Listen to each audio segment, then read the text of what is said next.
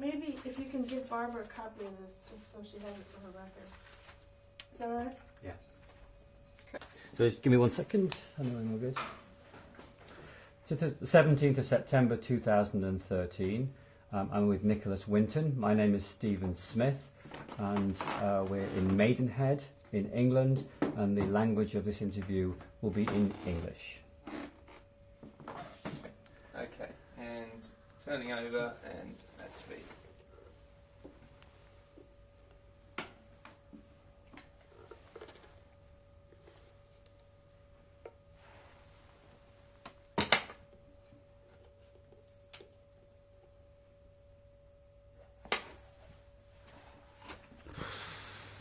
Turning and speeding. So I'm with Sir Nicholas Winton. Thank you so much for agreeing to be interviewed for the USC Shoah Foundation today. Nicholas, can I ask you, what was your date and year of birth? 19th of May 09. And what was your name when you were born? Nicholas George Wertheim. And how do we spell Wertheimer? W-E-R-T-H-E-I-M. E-R. And when... No, not E-R. Oh, Wertheim. Okay. W-E-R-T-H-E-I-M.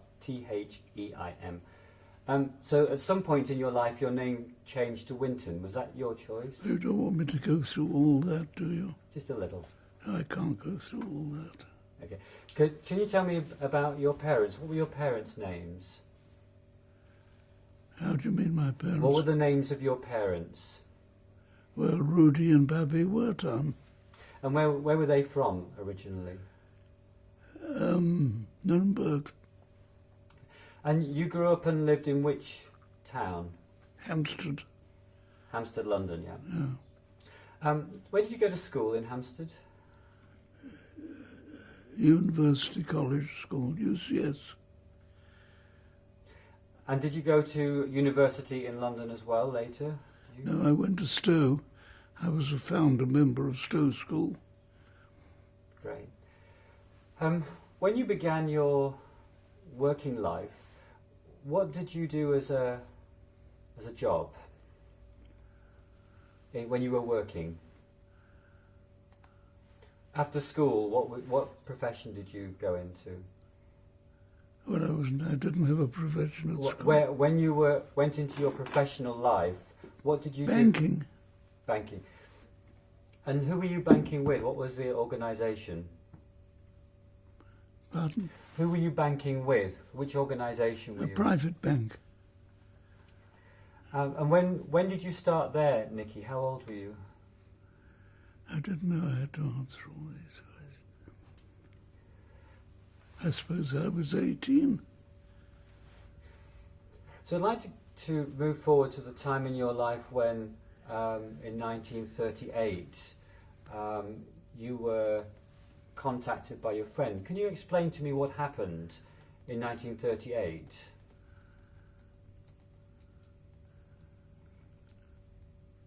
Well, 1938 was the beginning of the rumblings of Hitler in Germany. My parents, being German, we knew exactly what was going on in Germany. We were a refuge for a lot of our relatives and friends in Germany, from whom we knew what was happening, and we had them. We looked after them when they came as refugees. How many of your relatives came? Do you remember? Mm. How many of your relatives came? Do you remember? 3 or 4. Mm. And did they contact your parents to try and find some guarantee in order to be able to come to England? No, we were the guarantees.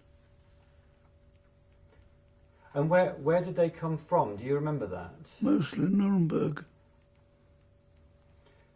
So, and did they stay in your home? Mostly, yes. And when they were there, what were your first impressions as you were hearing from them? What were your concerns or impressions that you had? Well, we just knew what was happening in Germany. We knew that the teachers were losing their job. we knew that the people who played a musical instrument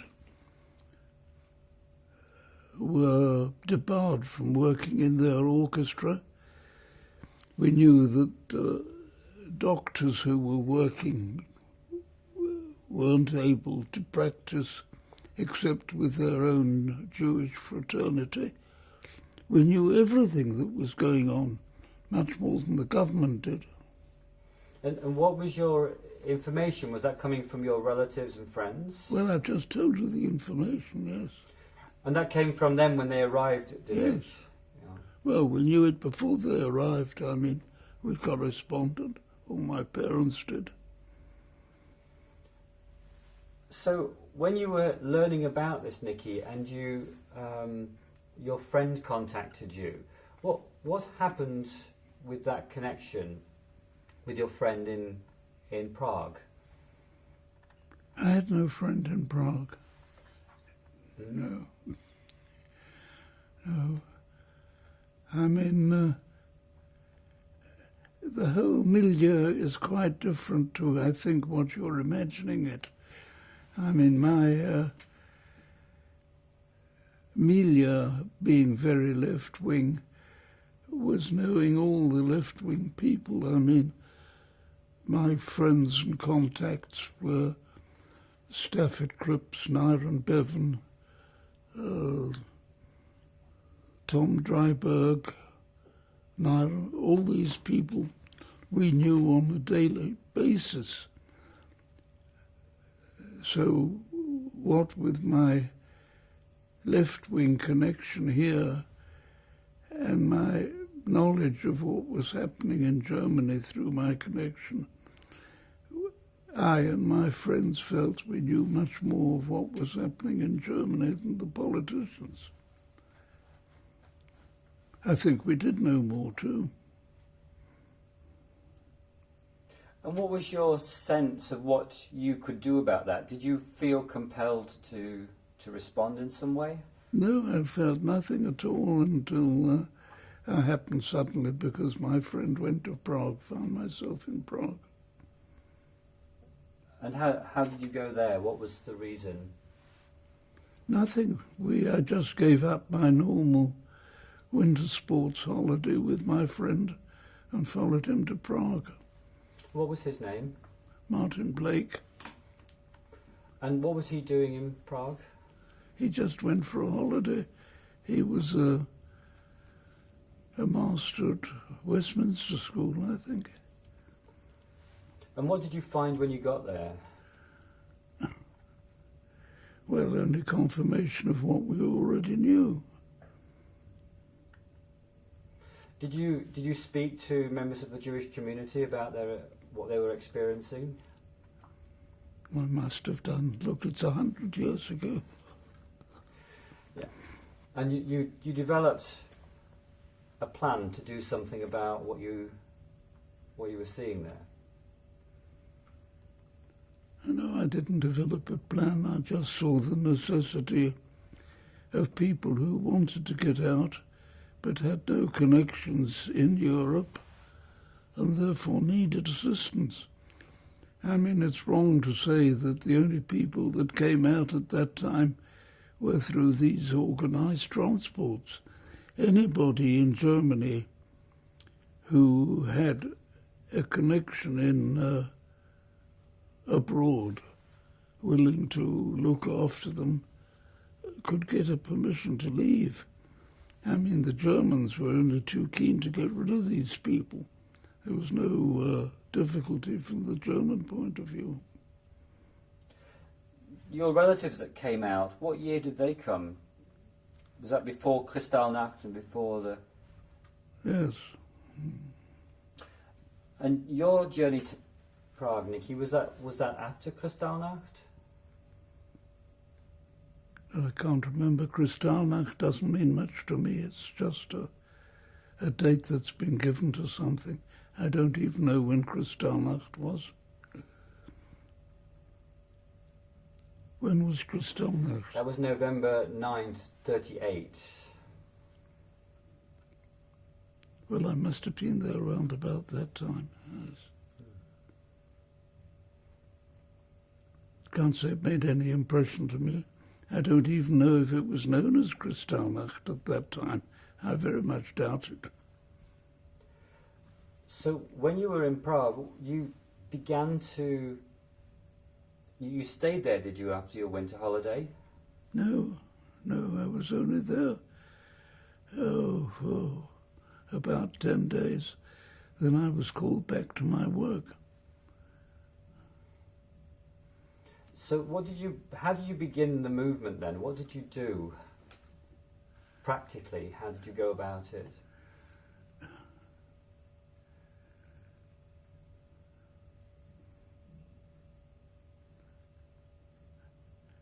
Well, I don't know how to answer that question. I mean, it all developed. I mean, there were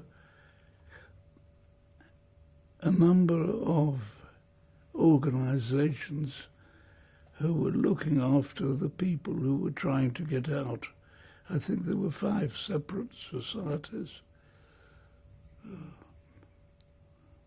The anti-Hitler ones, the Jewish ones, and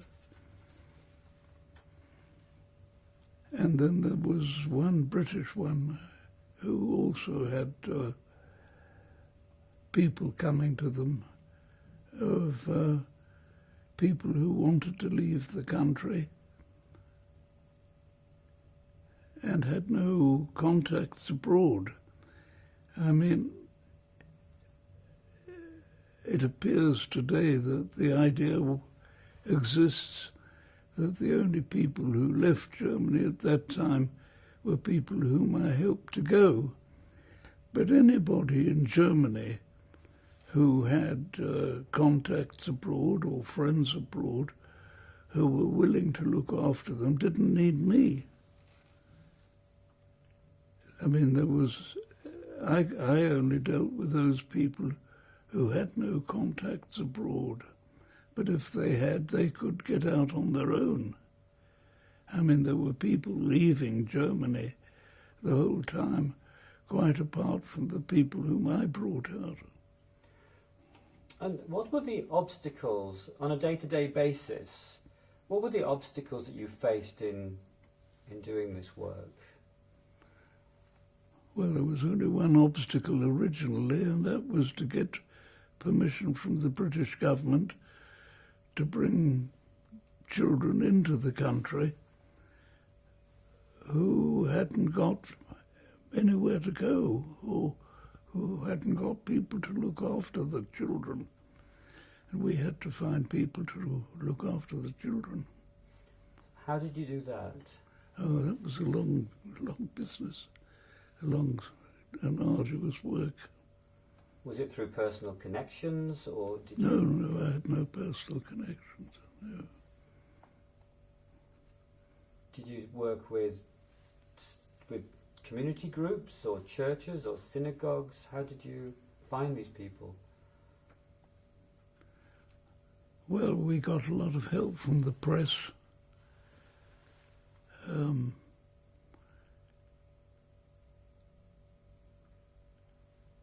We also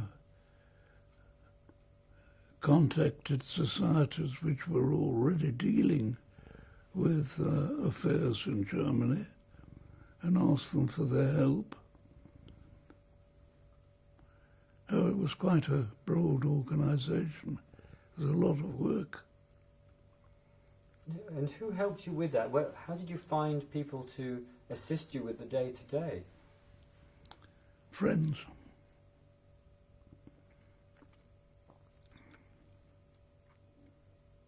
And they gave their time voluntarily to do this? Yes. And how did you organise them, Nikita? For example, in Prague, who was helping to find the people and process their applications? Well, finding the people in Prague wasn't difficult because there were these societies in Prague who had people coming to them who wanted to leave the country. So all we had to do was to contact them and work together with them. And then I had one representative in Prague who looked after the Prague end and arranged the liaison and the trains to get them out. And was that a Czech person? No, Trevor Chadwick. Trevor Chadwick, yeah. When you raised the money for each, did you have to raise it for each individual child, or were you able to raise money in larger amounts of batches? How did you do that? I can't remember. I don't know how we did that. And how much was it for each child to guarantee? Well, apart from the actual expense of moving the child, they had to give a £50 guarantee, or I had to give a £50 guarantee to the government to pay for their re-emigration expenses when the war was over. How many trains in the end were you able to put together? Well, it's in there. I think it's 6. And when they came, were there any obstacles in getting the transports to England? Was it a straightforward journey? Straightforward, yes. And were there any border controls, for example, with the Netherlands or other areas that you had to deal with? I don't think there were any obstacles on the way. Once they got to the Netherlands, they were all right because they were friendly and they mostly came and fed the people on the train.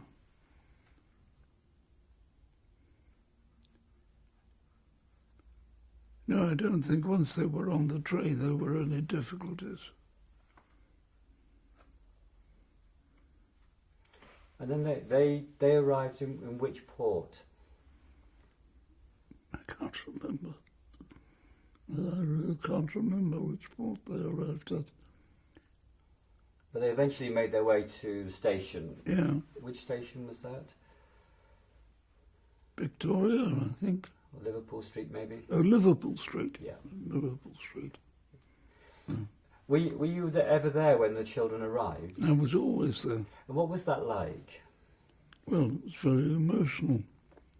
The difficulty was when a child arrived and you couldn't find the people who were supposed to look after them, or the people who came to collect a child couldn't find the child they wanted. So there were lots of difficulties, which Mother helped to sort out. Oh, so your mother was involved? Yeah. And what did she do? Well, she just helped. And would she end up taking these children home with her if she couldn't find somewhere until she... No, she didn't, but there was always somebody who did.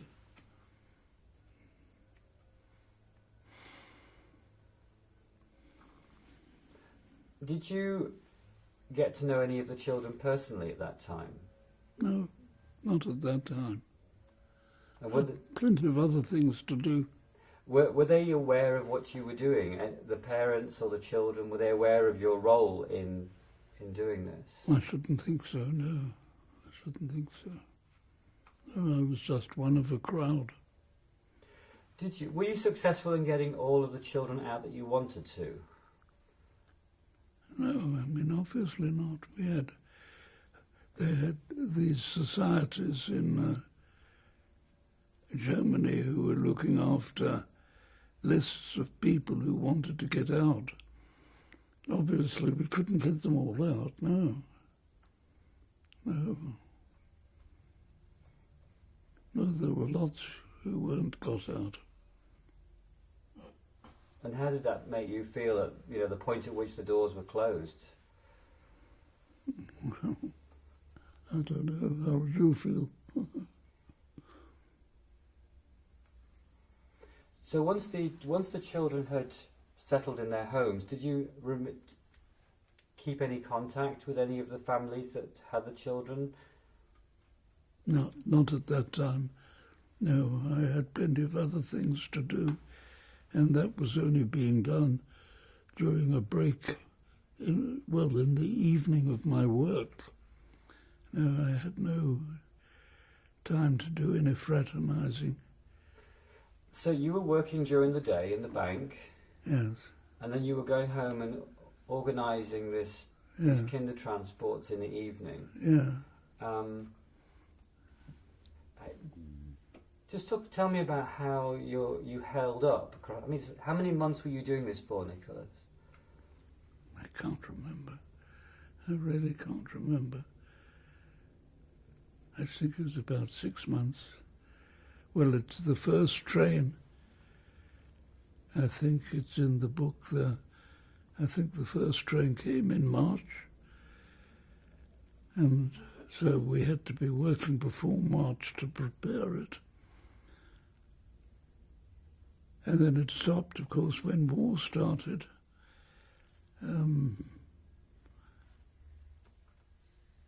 Well, it started as soon as I came back from Prague, which was in January. So it was about 8 months from January to August.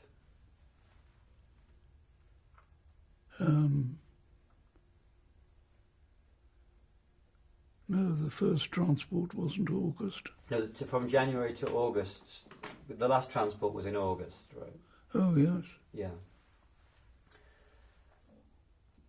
The organisations that you worked with in England, which was the organisation you worked with in England?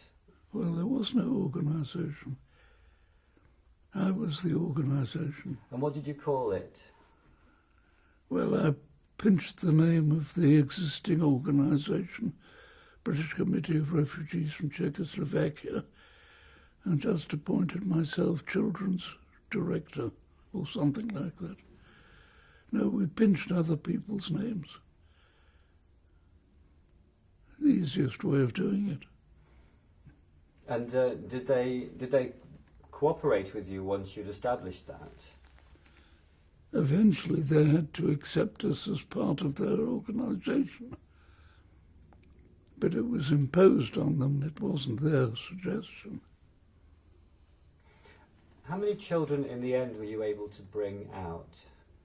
I don't remember. Do you remember? Well, About 700, I think. It's in the book, I can't remember. I think it's about 700. So later in your life, you came to reunite with some of the children. How did that happen? Mostly by accident.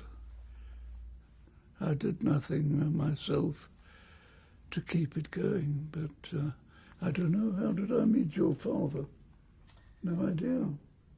oh, well, that was after the reunions. Yes, So first came I can't first thing was remember. that you were in touch with Maxwell. Remember? Yes, Betty Maxwell had something to do with it. What did Betty Maxwell do? She was working for her husband.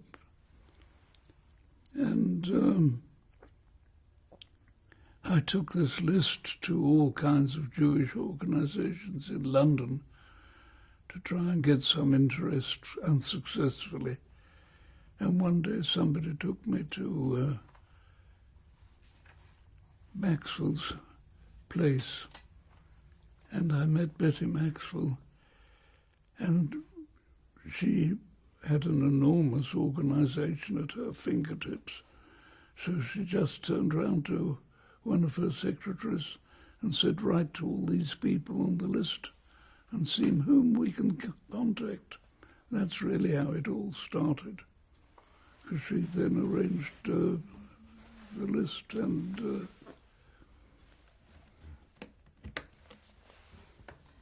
Did she get in touch with Esther Ranson then? Yes, Betty Maxwell gave the answers to her letters to Esther Ranson.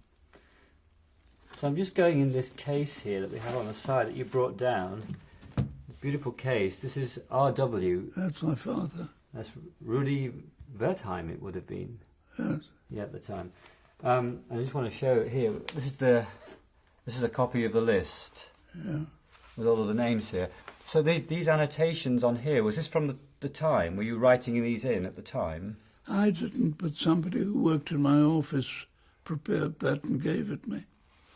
Right, so it says here the list in accordance with the section's records, 15th of February 1940. And these are all the names here. Do you know how many you were ultimately able to contact after this connection with Betty Maxwell? Do you remember how many you met of the people on the list? That's the list of them. Yeah. So it actually has the name of the guarantor here as well. Yes. And were you able to contact any of the guarantors? Oh, yes. You were, yeah. Yes. And you were able to Well, I find... mean, I didn't. Why should I? Yeah.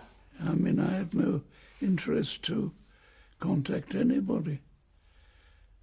I wasn't interested in contacting anybody.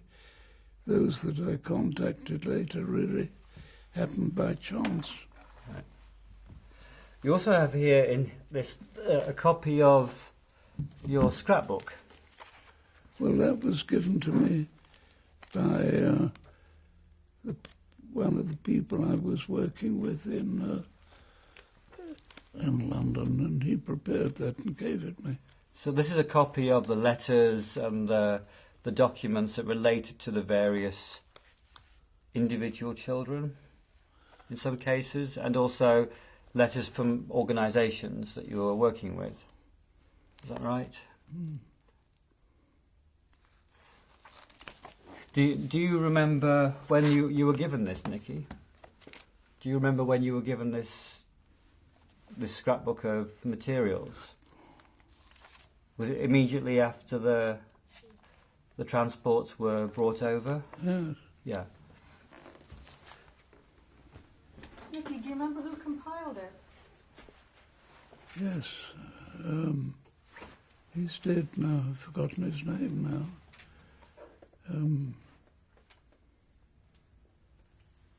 Can't remember.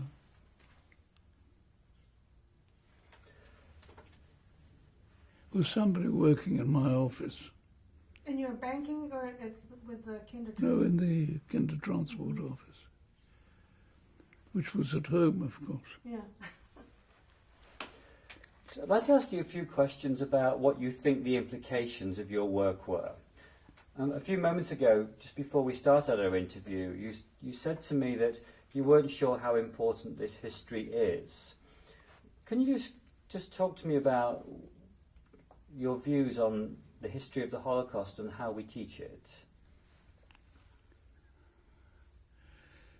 Well, I think everybody now who should know knows about the Holocaust.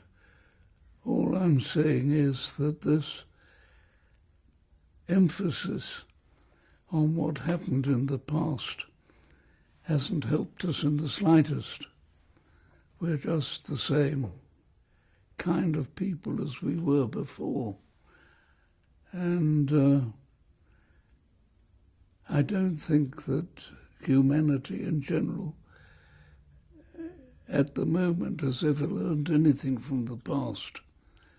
And I think the emphasis now on the past is too great because there's not enough emphasis on the present and the future.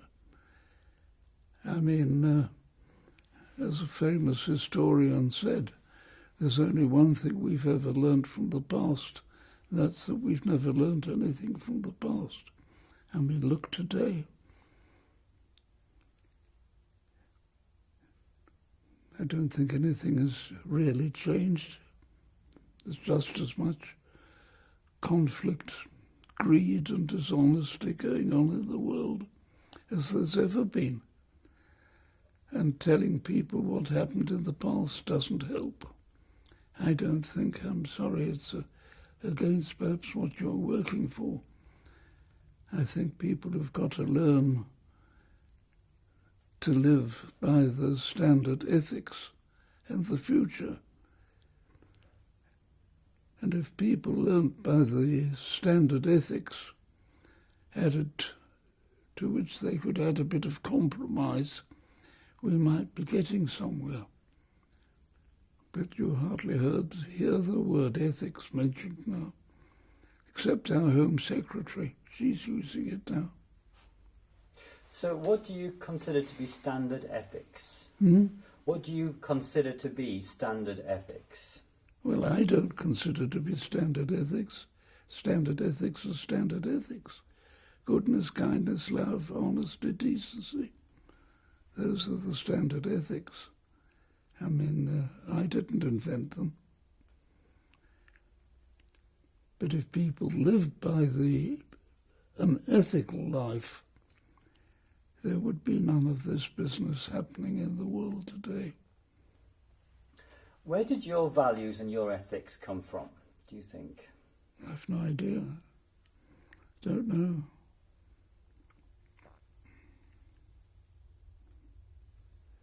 Hasn't everybody got them as standard in their mind? I should have thought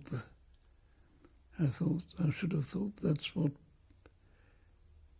people almost grew up with, to believe in goodness, kindness, decency, honesty, humanity, truth.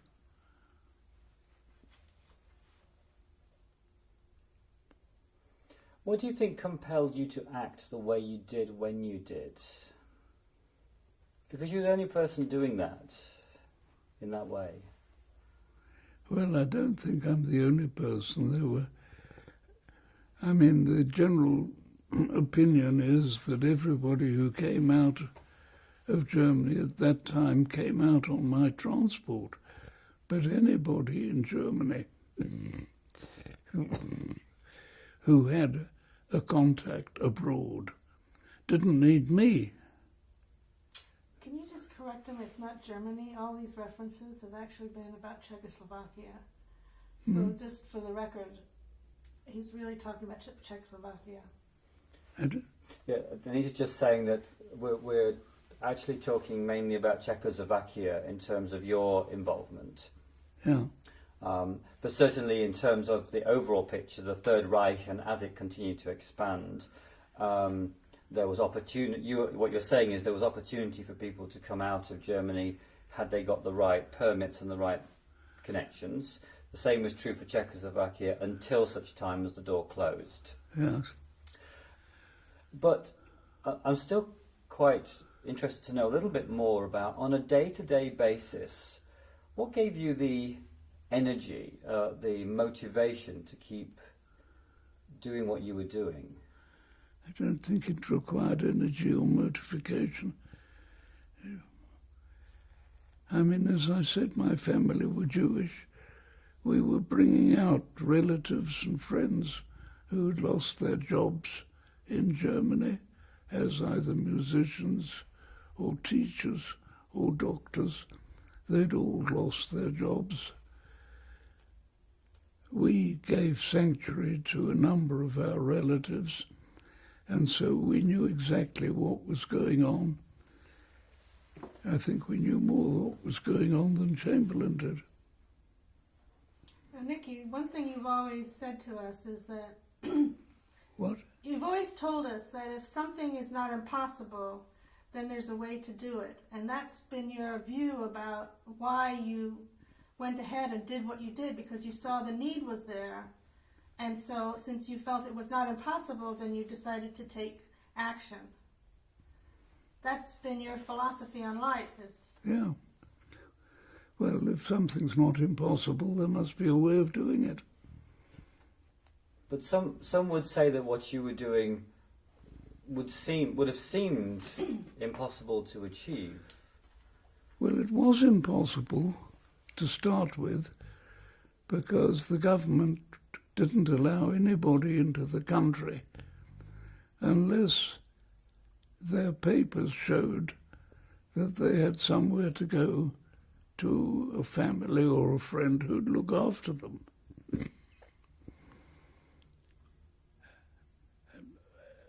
I, however, having approached the Home Office, got permission to bring in people who hadn't got a sanctuary in this country, so long as we, as a society, would guarantee to look after them.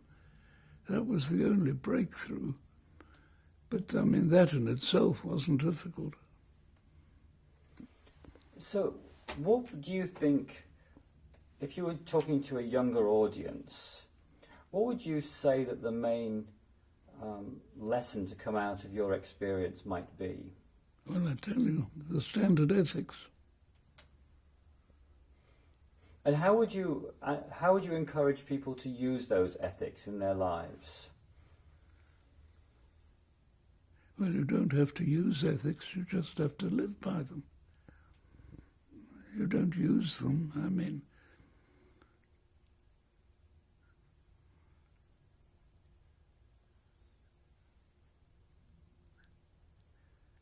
The difficulty is not to use by them. The people who get into trouble are the people who don't use ethics as their standard.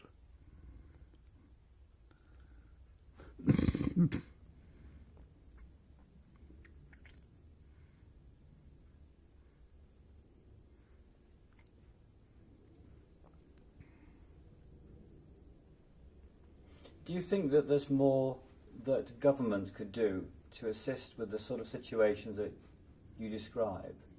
Or is it down to individuals who act? You mean now? I've no idea. We've become such a dishonest and greedy society, mostly greedy,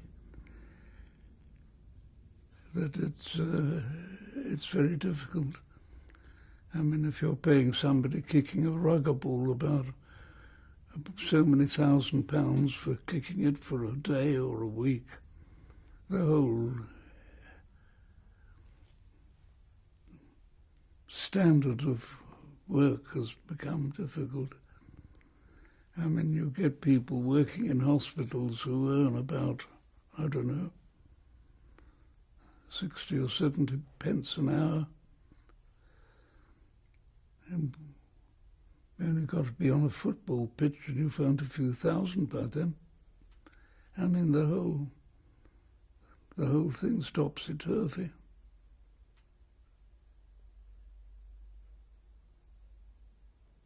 Another thing is, of course, the whole, what they call, religious aspect of it.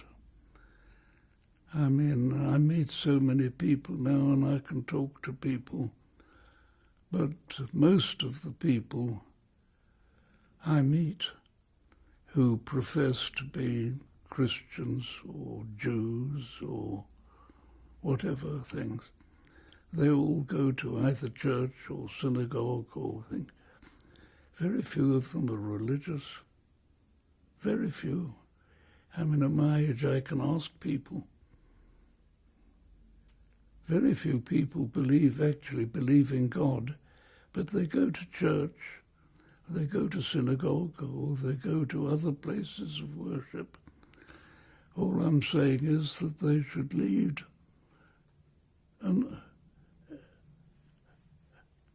a life following the general standards of goodness. If they happen to believe in a God at the same time, why not? But most people I meet who go to a place of worship aren't religious.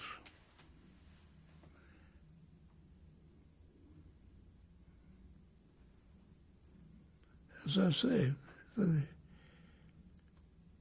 thing to try and get people to do is to live an ethical life and be willing to compromise.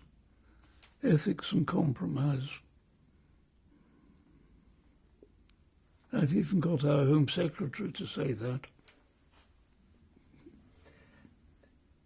When you think about the children and the children of the children and the grandchildren of the children that you brought out, how does it make you feel to look at that generation that is there today because of what you did? Well, I look at them just like any other children, that they're not special, really.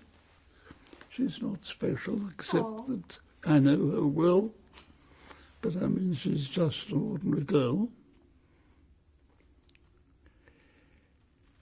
I don't know. She may have become more special because she's learnt the story of the Holocaust. But what is the story of the Holocaust? I mean, you've got a chap there who seemed to rule the country, and yet he wasn't a dictator. He was voted into office. There's a lot. I mean, most people treat him as the great dictator, but he wasn't. He was voted in. So what does that tell us? I don't know. It's for you to work out.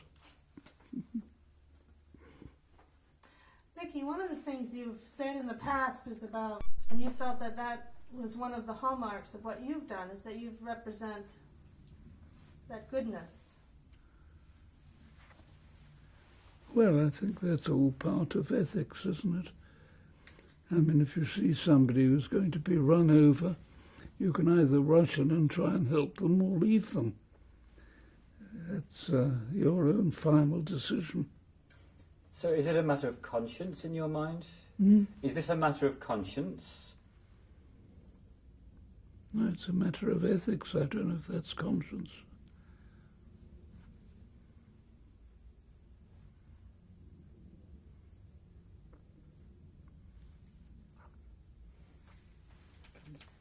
Pause for a second. So who got here? He wants to know who I am. Well, you tell them who you are. Did you forget? Yeah. Okay. I'm Anita Gross, and my father was on the Kindertransport, that was organized by Nikki, and he came in March 1939. And what was your father's name? Hannes Gross, and he was from Brno. And he was from a Jewish family.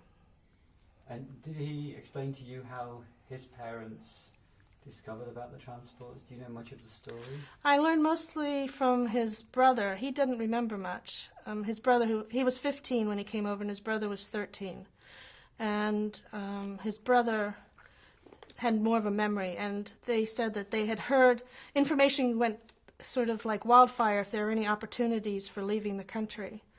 And because they had applied to many embassies and they couldn't get out. So as soon as they heard there was a child transport, they immediately put their name on the list and went up to Prague and tried to see if they could get on it. But the only way to get on it was you had to have a guarantor and the 50 pounds. And they found, actually it was the Queen Mother's cousin, Lillian Bose-Lyon, who ended up being their guarantor and paid the 50 pounds.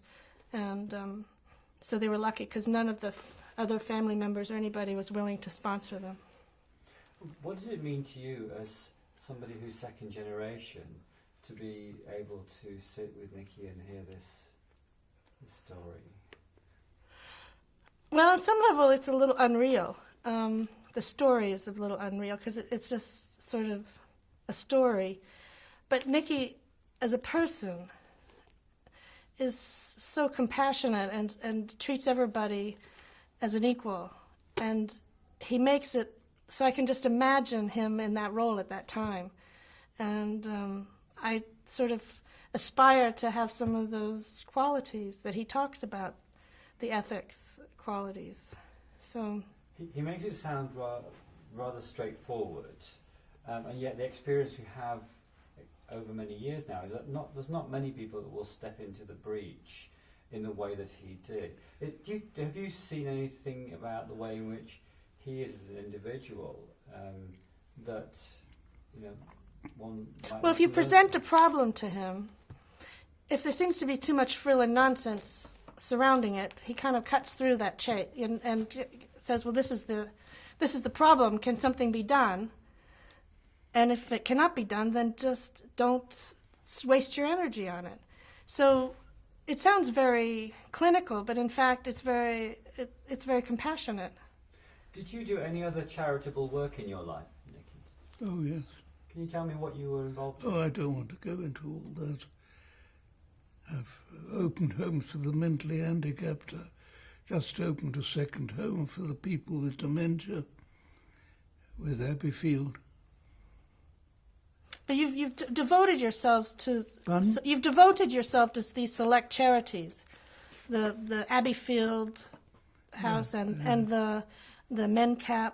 Mm-hmm.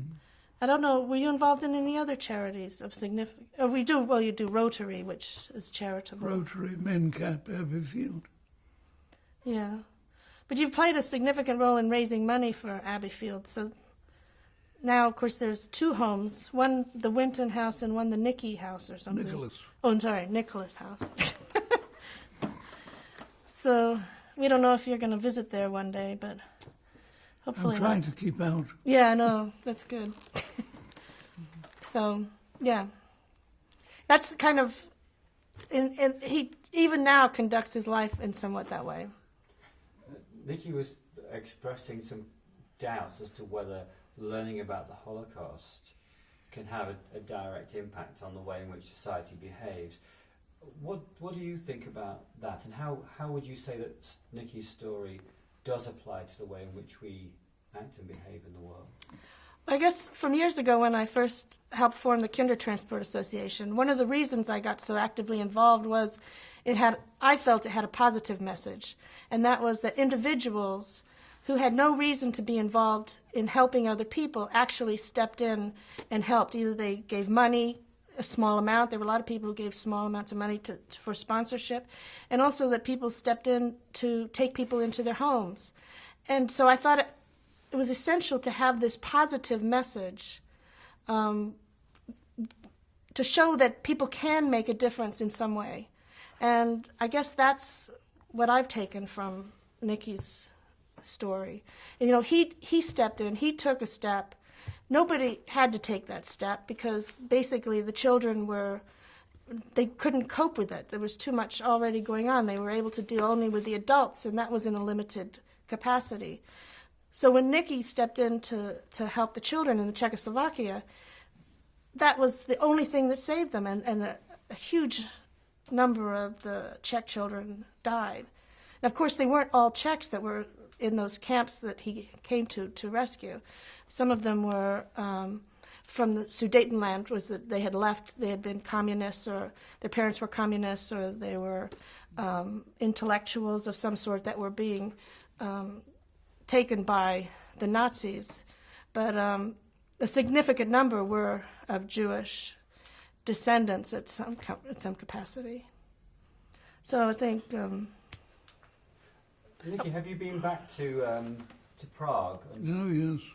What were those visits My like? daughter's there at the moment, And what's your daughter's name? Barbara. And when you've gone back to Prague, what have those visits been like for you?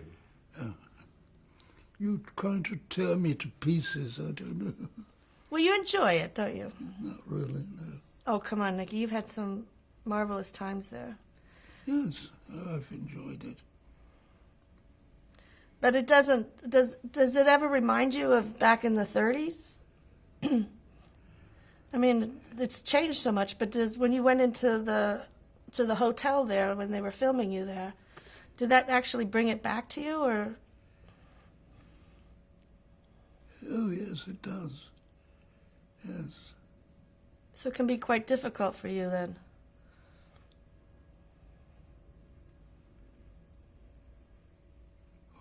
Well, there is nobody there anymore with whom I had any contact. I mean, the people who were running the organization in Prague, the particular one that I was working with, were British. Yeah. Doreen Warrener.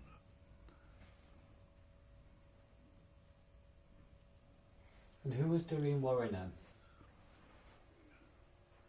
She was just a private person helping out, and But she was running the Czech refugee she was she was running the body over in which you became the children's section, wasn't she? yeah. So she she was very supportive of your efforts. Yeah. Because you were doing something she just couldn't cope with at the time. Well, most of what was being done by the British Committee of Refugees from Czechoslovakia, which was at Bloomsbury House. Mm-hmm. Oops. Hold on. Well, these are the cards we got out. If somebody said they'd take a child, we sent them that and asked them to choose one.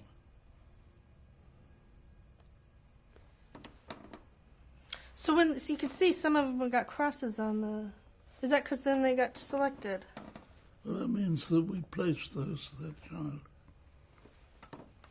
But didn't you also do pictures or something in the picture post? What did you do with the picture post? Can't remember. You had a connection through the picture post. I thought you had a friend that worked there. Are there any letters in there? Let's see. I'll work with these pictures here for a second. Okay. We have a beautiful picture here. So She's the one that wrote the book. So who is this? They're kissing. She wrote the book. She's not at all well at the moment.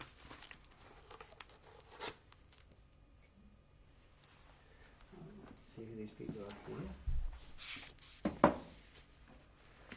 And who are the people in this picture? They live in Windsor, and they've made an enormous family. I think she's a great-grandmother. And what's her name? Do you remember? Ruth Drahota. Ruth Drahota. And they bring me every week. They bring me a meal here. We have lunch together. Very nice. Pause it for a second. This here. Yep. And this here, what are we looking at here? Yeah. What are we looking at here? These are the list of all the children we brought over. Now, we've also found some children who are not on the list who come forward. Pardon? Some children have come forward saying they were on the Kindertransport from Czechoslovakia, but they weren't on the list.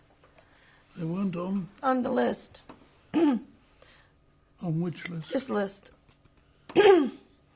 So apparently, because this is just based on the records that you had in the offices in 1940, so it's possible that... They weren't on what list? This list here of your kinder.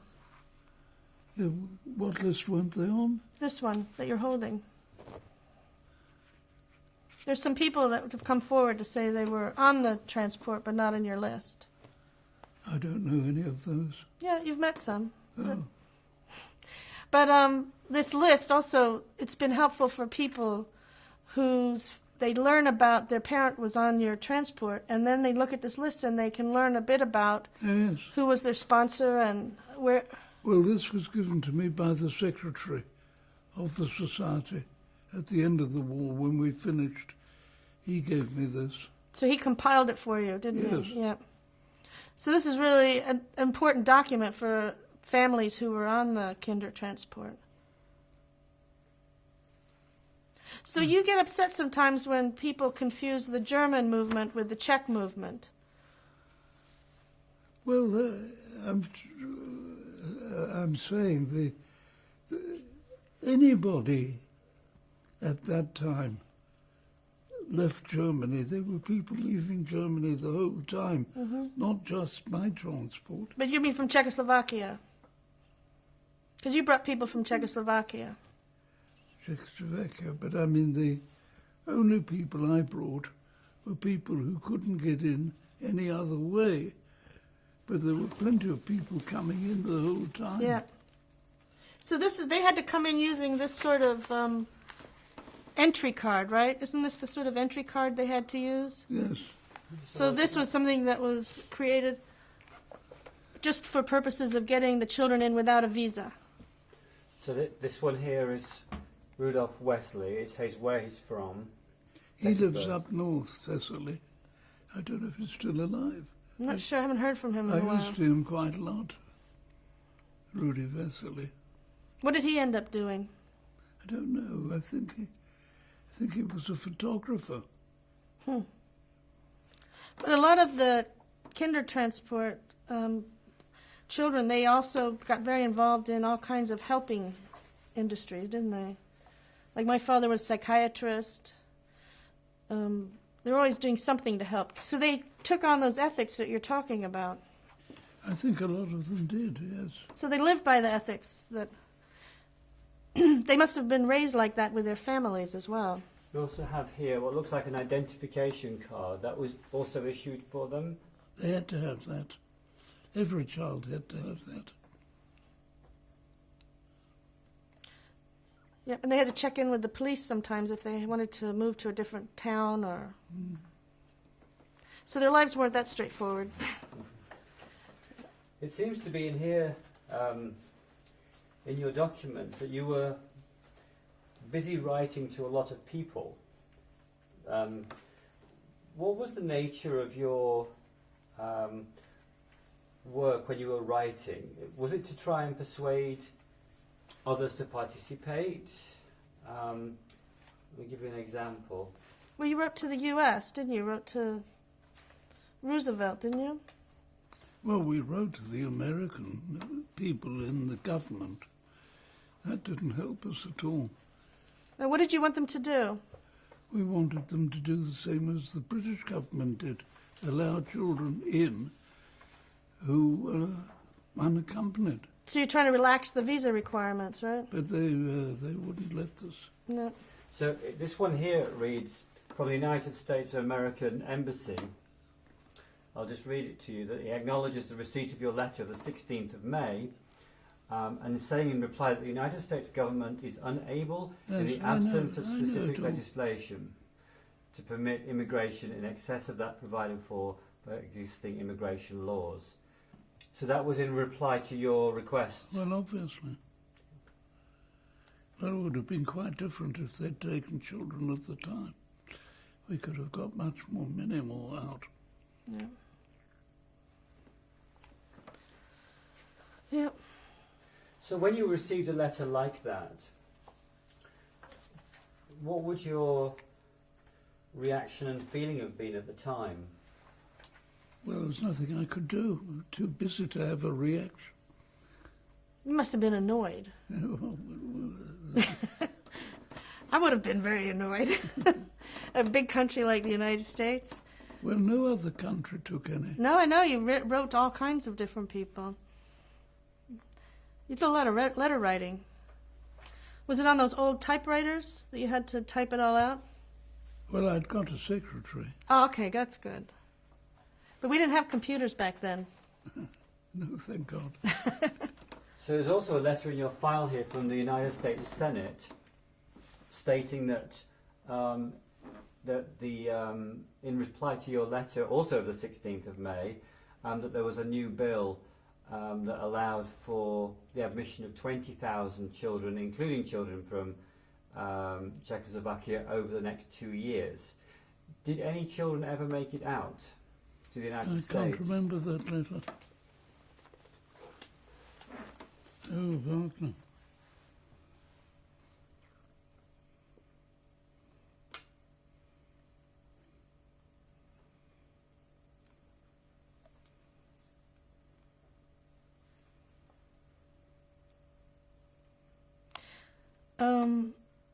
It wasn't enacted, I don't believe. That bill was not enacted. In fact, I'm surprised it says this here because history tells us that it died in committee. So I'm not sure what this is referring to. I am very hopeful that it will be enacted. That's not nothing. No. That doesn't mean anything. They didn't take any.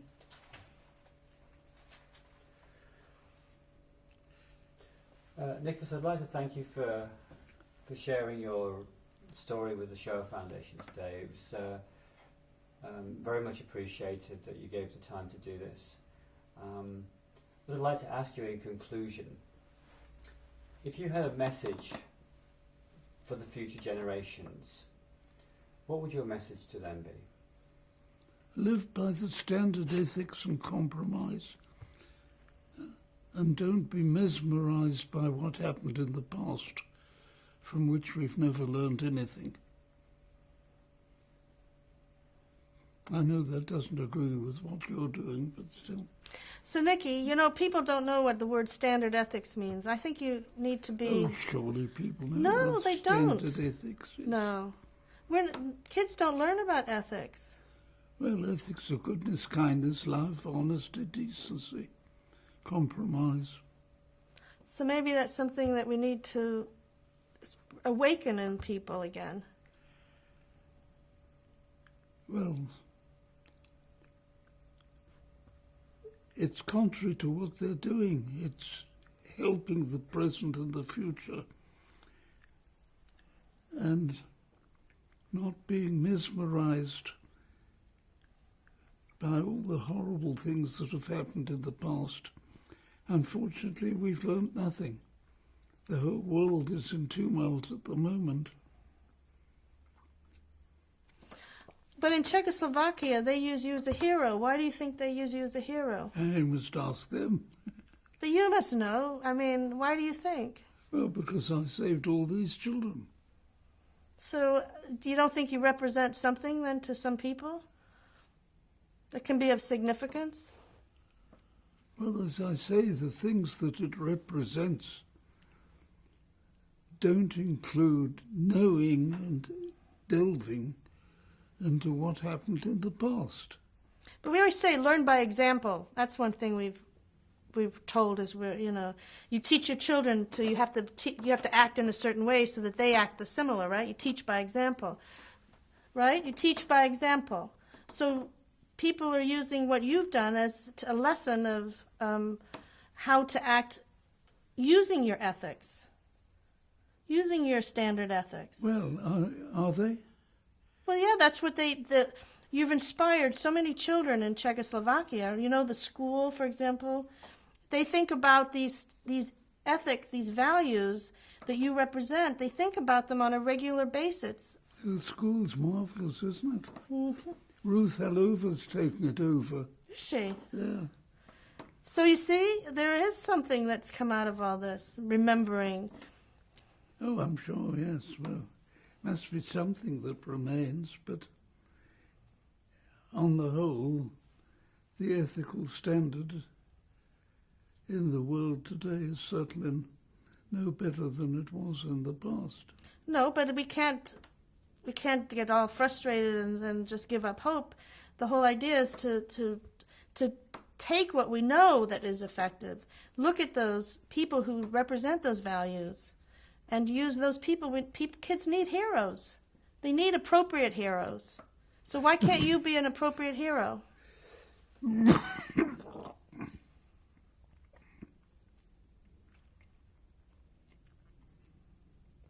don't know. I don't think it's working that way. Well, it could.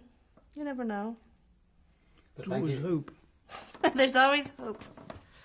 But thank you for telling us your story, because it's an important story to have in the archive, and we really, really appreciate you being a part of it, Nicholas. Thank you.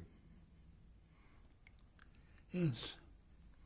But your archives are still to deal with expanding advertising and talking about what happened in the past.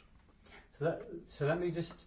And I don't think people take any notice of what happened in the past. I really don't. So if As a famous French philosopher said, there's only one thing we've ever learned from the past, and that's that we've never learned anything from the past. If we only could a bit, it would be different. But why are people so greedy today? So if I was to give you just a little bit of hope that in fact the archive is being used to work with young people to talk about their values in the present. That's what really it's being used for today, and how they act in the present and how they think about their own lives and their own values and indeed their own ethics. So if you thought it was being used for that purpose, which it is, do you feel that your story could be of value from that perspective of helping them to grow? I think so, but I think it's inbred into everybody, irrespective of teaching. I mean, an ordinary child, if they're taught nothing, wouldn't they behave in an appropriate, ethical way? Do they have to be taught that? I don't know. I don't know. And if you thought that they learned that through example to some degree, what would you like them to take away from your personal story, from your personal experience? That it was just the natural way to behave. Thank you.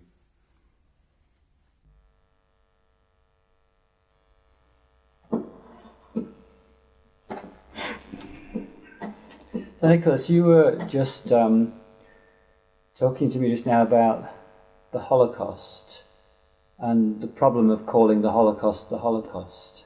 Why is that? Because, it's true that the Holocaust in Germany was the worst we've ever had, but that kind of thing's been going on since life started, and it's still going on. Now, however good we get, or whatever happens in the world, that type of dealing, particularly with the Jews, will always be referred back to Germany. And that's not right. It's existed everywhere. It's true that it was done better by Hitler, and he did it more efficiently. But now they're one of the leading countries of the world, and the worst things that ever happened to the Jews will always be remembered as the German one.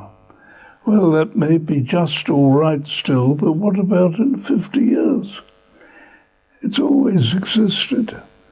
I don't think it's right to pin it on one country, however devilish that was, however efficient that was, because the idea of persecuting one particular race has always existed and still exists, and yet it's always pinned to a German name.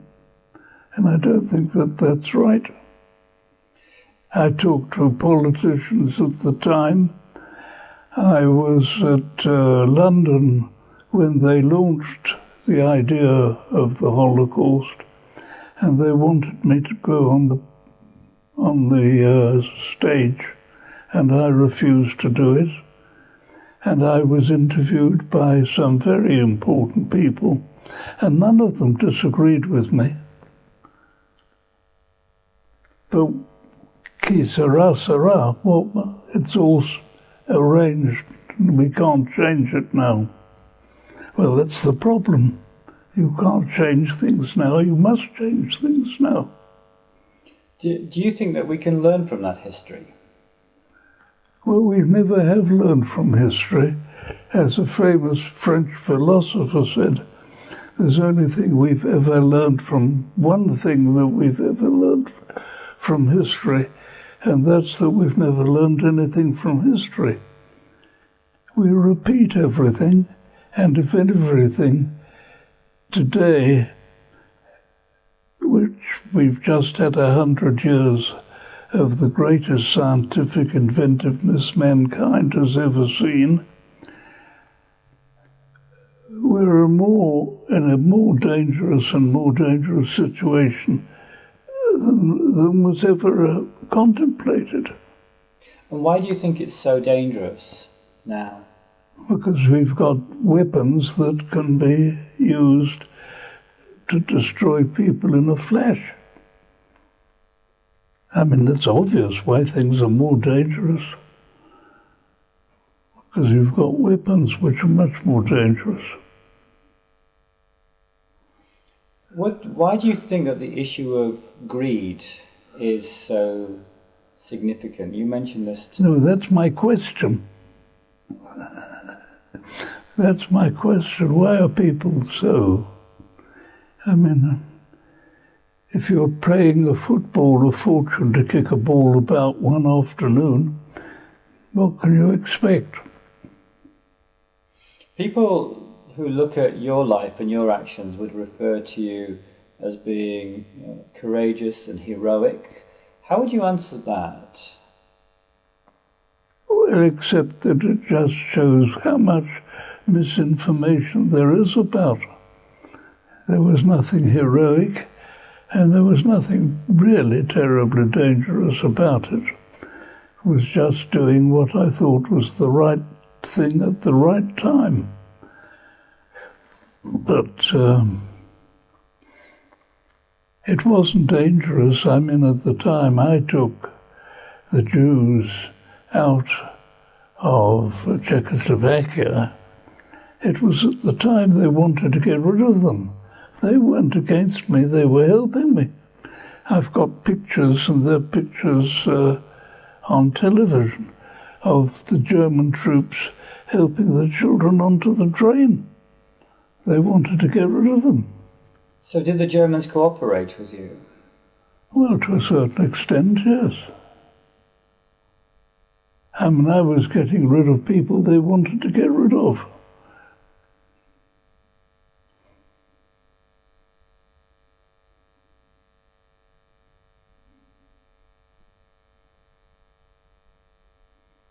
For people who are faced with a similar situation today, when we see violence in the world like we see... Pardon? We see violence in the world today, all around the world. Do you have any thoughts or reflections on what people could do about that? Well, there's so much which doesn't make sense today. I mean, a lot of the trouble today is put down to the religious differences. But I know crowds of people who go to mosques or synagogues or Catholic churches. They go there, but they're not religious. They don't believe in a God. It's a kind of, I don't know, it's a habit, there's no reason to it. I mean, at my age, I can talk to people like this. You go to church every Sunday, do you believe in God? And they say no. They still go to church. It's a nice, happy, comfortable feeling with lots of people who are very nice, kind, decent people, but they don't believe in God. Very few people do.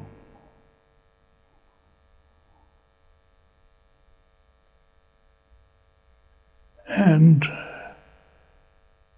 if anything goes wrong today, the result will be absolutely catastrophic.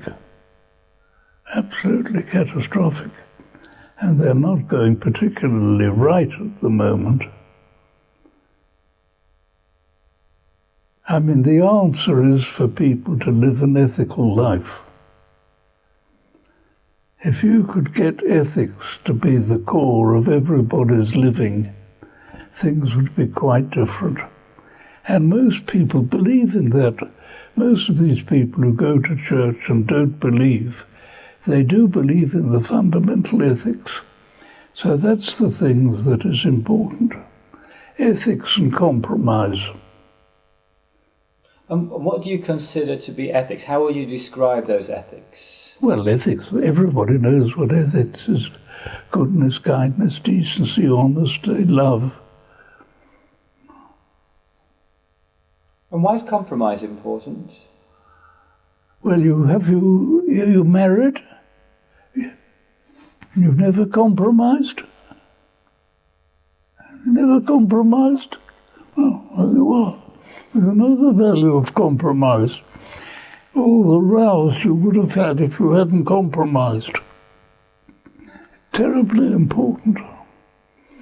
Ethics and compromise are the answer. But nobody does it. Everybody knows that's the answer. So are you saying that if compromise was to take place on a more global scale between warring parties and conflicting parties, that could have a profound effect?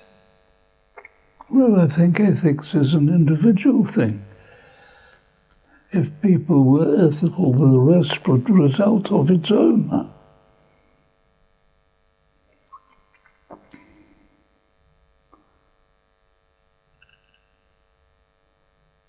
When you look back over 100 years now, do you look back on that with satisfaction, disappointment?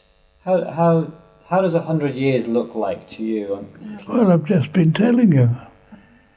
I think that we've made the inventions to destroy the world quite easily, and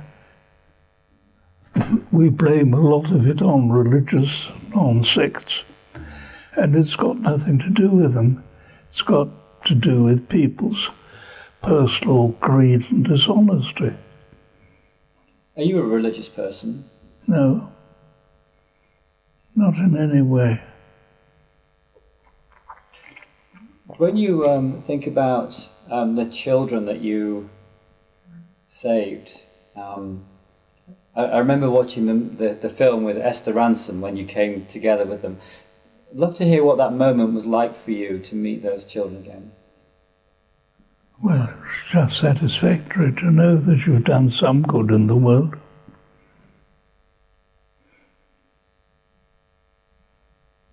Do you keep in touch with them? I'm in touch with quite a few, like with Vera, but I'm in touch with quite a few. But of course, having lived at an old age myself, a lot of the children now are in their dotage. Do you know how many children, or do you know how many descendants there are today of the children? Oh, a lot. I mean, look, get cards from all over the world. If I was to be telling your story to younger children today, let's say they were in school and we were talking about the Kindertransport, what would the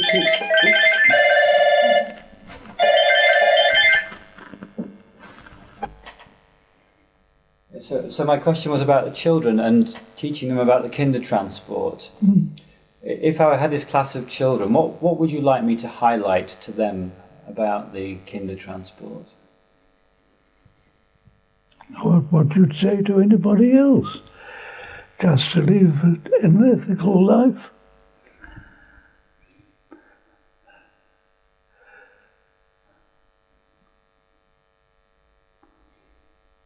And if I was to talk to them about you as an individual, what was it that drove you, that inspired you during that period to react the way you did? I'm no different from any other individual, except that if you see somebody who needs something, to try and help them, that's all.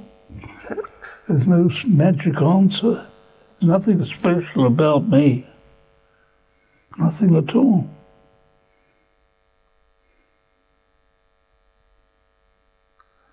Not to be too greedy.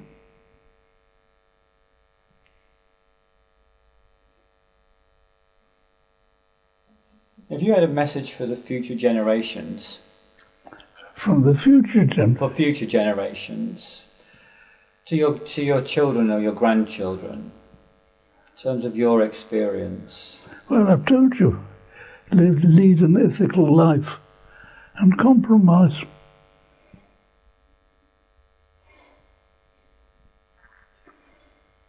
And when do you think the opportunity, how do you know when the opportunity is there to do something? Let's just say there were 60 million people living in Britain around about the time the Nazis went into the Czechoslovakia. And one of them, we know, did something. How did you know the opportunity? What I am suggesting is not something you can fabricate. It's something you've got to live. And you've got to live when the opportunity arises. But you can't make the opportunity. That's great. Anything else?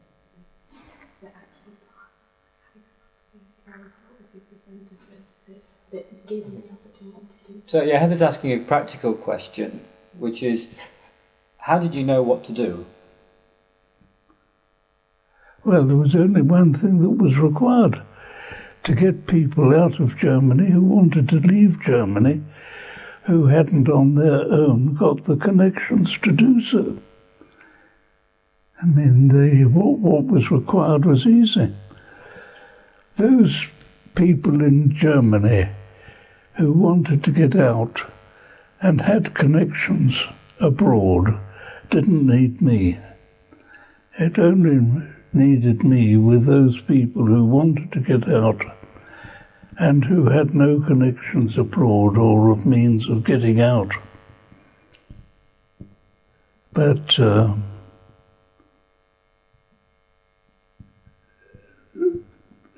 it was just the work entailing to get that done.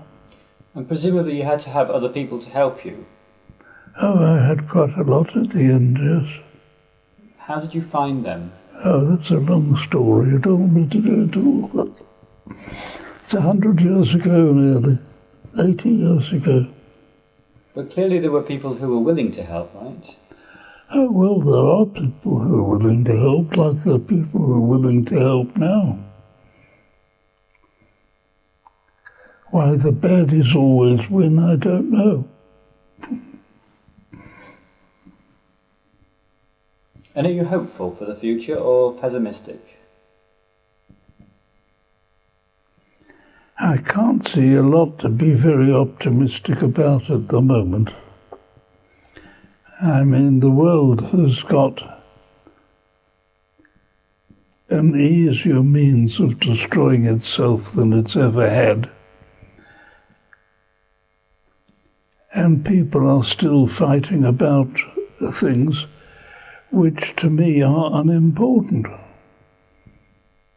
I mean, they fight about religion, but they don't believe in God. Well, what kind of a fight is that?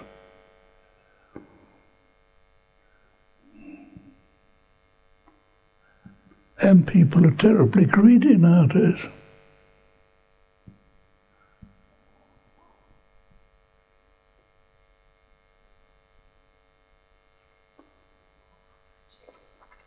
Has that changed at all over time? Has that changed over time, or is it set as it's always been? Well, according to the French philosopher, there's only one thing we've ever learned from the past, and that's that we've never learned anything from the past. I think it's getting worse because the means of it being worse are so much easier. I mean, you've got all these phones that people go, look at all the trouble that they're bringing. And what does it matter if you hear something 5 minutes earlier than you would have done otherwise? Is that so important? Mind you, I don't know a lot about it. There's no modern inventions in this house. None at all. You have a phone and you have a TV. I've got a telephone, but we did have a telephone when I was young. Didn't have television, didn't have a washing machine, didn't have a refrigerator. So are you worried about technology, or are you worried about how people use technology? What's the difference? No difference, is there? But if technology could be put to good use, or do you think it will always be open to misuse? Well, I suppose some of it has been used for good use and so far, but it's also made a lot of problems. I mean, every time we invent something and make something more easily and quicker, put somebody else out of work.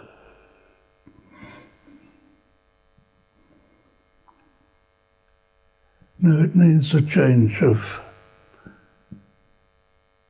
mind. It needs people like Gandhi and the fellow in South Africa. And why do you think they were so important for us, Mandela and Gandhi? Merely, I think that they were important because they believe in the things I believe in. I'm not saying they're right. I think they're right because I believe in what they believe in.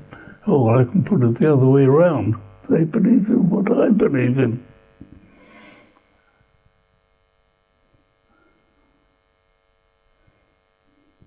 And so is that about good leadership, or is that just good role modelling? I don't know what it is. I don't know why are so... You must know better than I. Why are people so greedy today? Why are people so dishonest today? What do you think we should or could be doing about... I know you have a concern about the fact that the Holocaust happened, and then we have genocide in the world today. What does that make you feel when you see that repetition going on? Just shows me that nobody learns anything.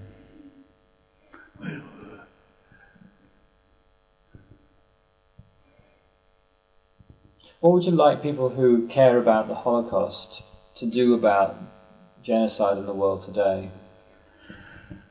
I don't think... I mean, I disagree with what you're doing insofar as I don't think it's just Holocaust. I think it's people's general attitude to life and living. And as I say, I think one of the unfortunate things is that it's called the Holocaust. I mean, Hitler was the most efficient leader, and his means of doing what he wanted to do was done in the most efficient way that it ever could be done. But the fact remains is that the idea of the Holocaust wasn't new, and the idea of the Holocaust still remains. But the fact remains is that Germany has tried, I think reasonably successful, to purge itself of everything, and yet the greatest disaster of mankind will always be referred to Germany. It's a bit tough, I think.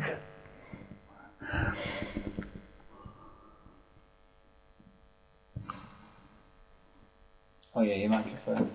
The microphone's slipping away. No, I mean...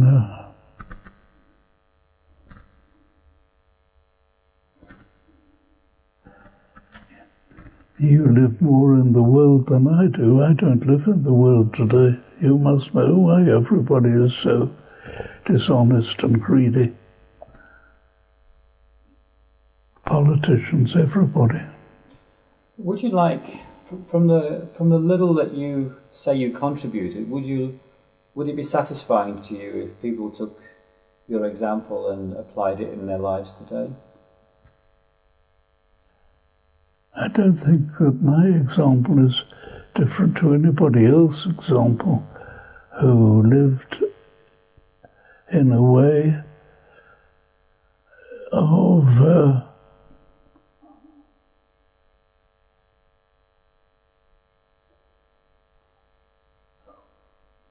in the ethics and compromise.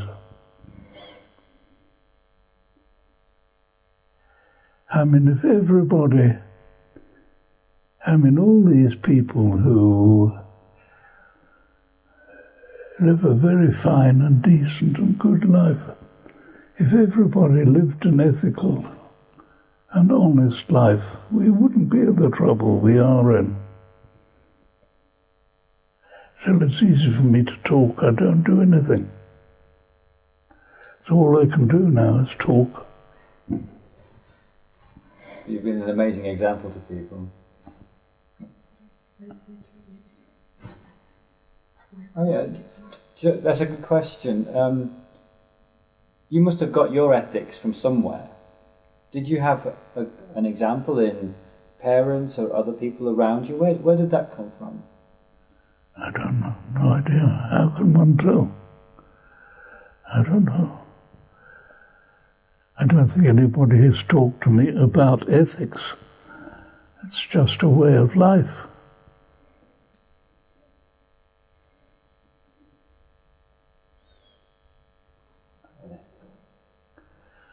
Thank you, Nicky, for speaking to me.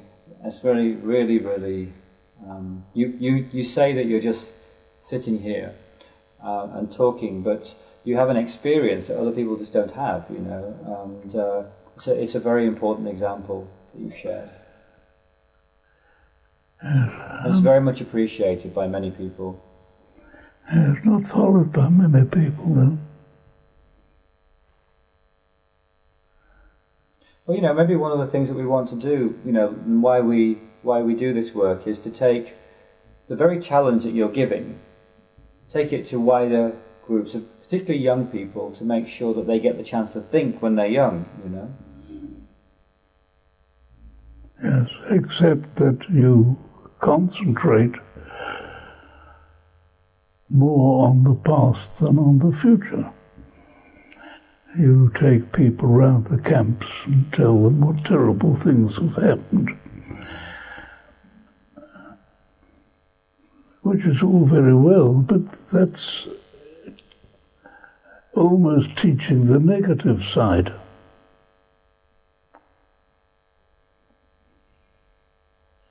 And I think everything should be more positive. And how would we do that, do you think? I don't know. That's up to you, not me.